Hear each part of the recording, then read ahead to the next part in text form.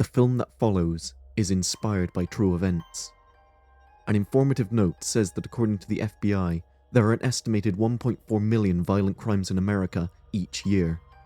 More specifically, on the night of February 11, 2005, Kristen McKay and James Hoyt left a friend's wedding reception and returned to the Hoyt family's summer home. The brutal events that took place there are still not entirely known.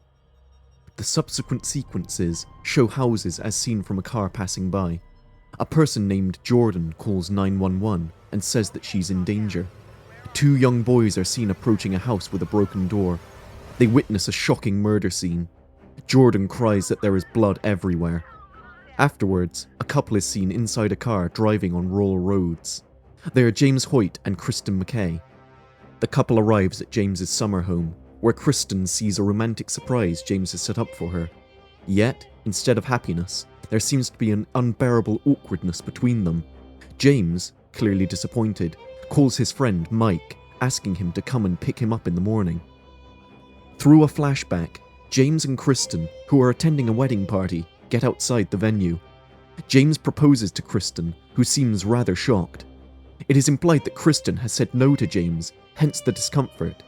Kristen, however, sits with James and apologizes to him about her refusal, stating that she isn't ready yet. James feels embarrassed and avoids talking to her.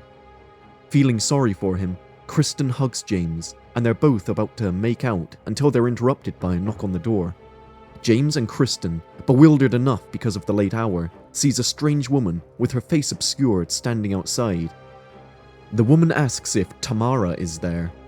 James tells her that she's at the wrong house. The woman lingers for a moment at the threshold, and before she leaves, she says that she will see them later. James then ensures the outside lights are on. Finding it strange but not enough to worry them, the couple get back inside. James tells Kristen about leaving in the morning and goes to purchase some cigarettes from a nearby convenience store.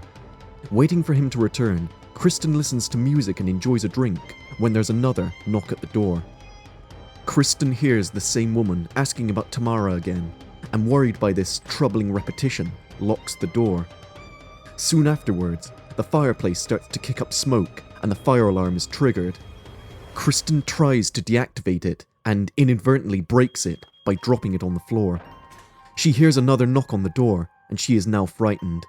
She calls James from the landline phone and tells him about these weird occurrences.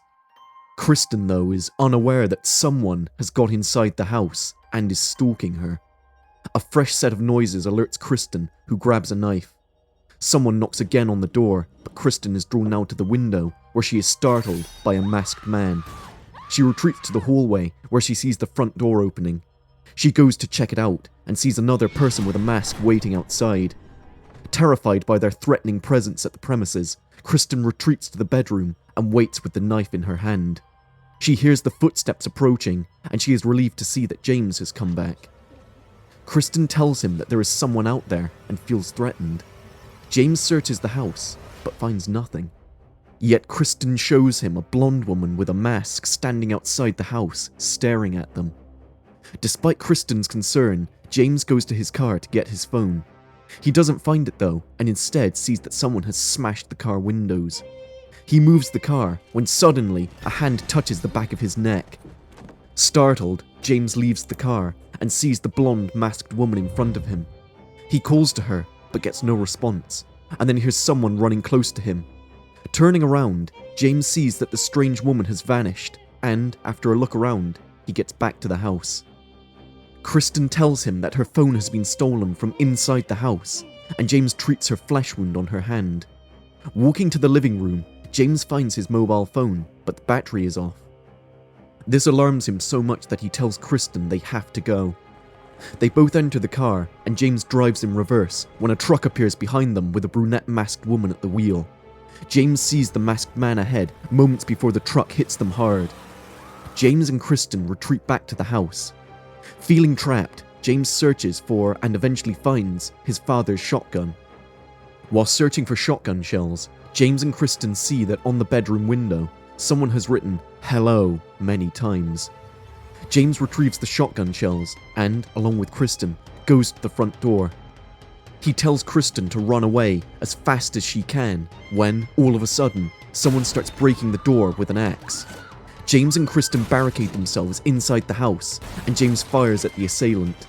The couple then hides in a room where James is aiming at the entrance with his shotgun. In the meantime, Mike, James's friend, who is supposed to pick him up, has arrived early. He calls James when suddenly someone smashes his windscreen. Mike gets outside and notices the damage to James's car. He walks inside the house, unaware of the danger, noticing all the disturbing mess. The masked man stands behind him holding an axe. Mike approaches the room where James and Kristen are hiding, but before he can say anything, he gets shot by James, who thinks Mike is one of the assailants.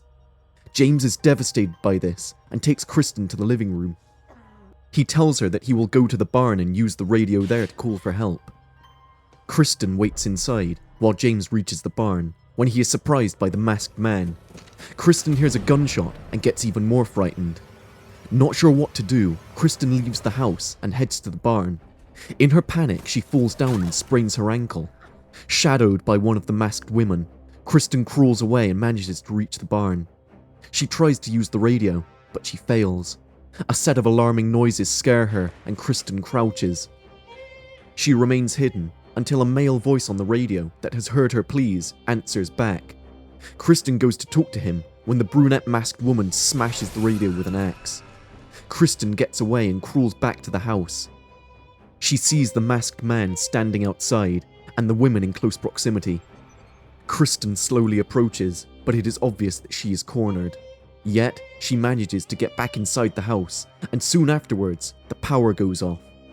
Kristen sees the masked man wandering about inside the house and hides in a closet.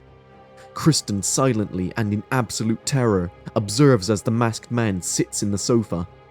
Believing she has evaded him for the moment, Kristen is scared by the blonde masked woman who struggles to open the closet.